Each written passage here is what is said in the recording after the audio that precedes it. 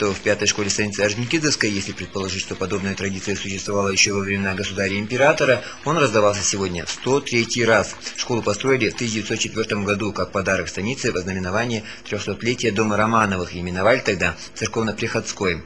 Этот невероятного изящества козырек над входом в учебное заведение свидетель смены нескольких эпох в жизни нашей страны.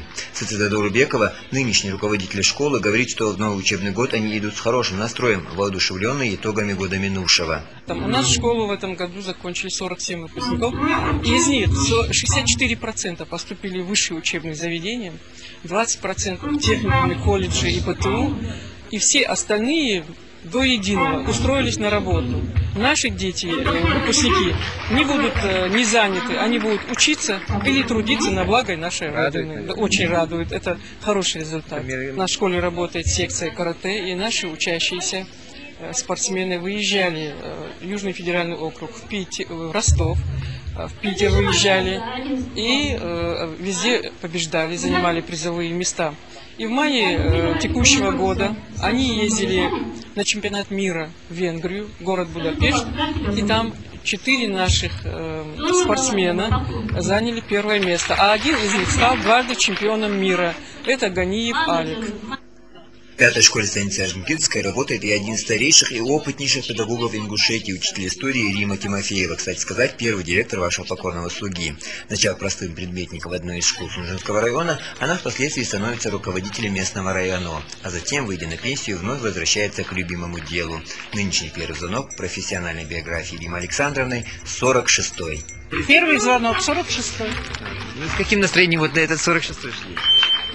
С прекрасным настроением. У меня хороший класс, хорошие дети. Ну что, не устали от школы? Нет, не устала еще. С удовольствием иду. Программа проведения торжественной линейки в пятой школе свидетельствовала о том, что в учебном заведении свято чтут традиции, свои и общешкольные. Среди последних подарки 11-классникам, первоклассникам, среди своих лоузер с участием опять же нового поколения школы с выпускниками.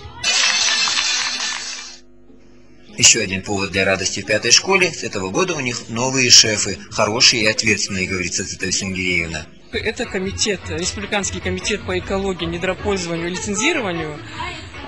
Руководитель Чакиев Тимур Магомедович, вы знаете, обычно руководители, шефы держат директоров в приемных, но меня очень хорошо встретили, и сразу было оказано внимание и оказана помощь. Нам выделено 100 квадратных метров линолеума, мы положили его в коридоре, в классах. Мы им очень благодарны. Спасибо им большое.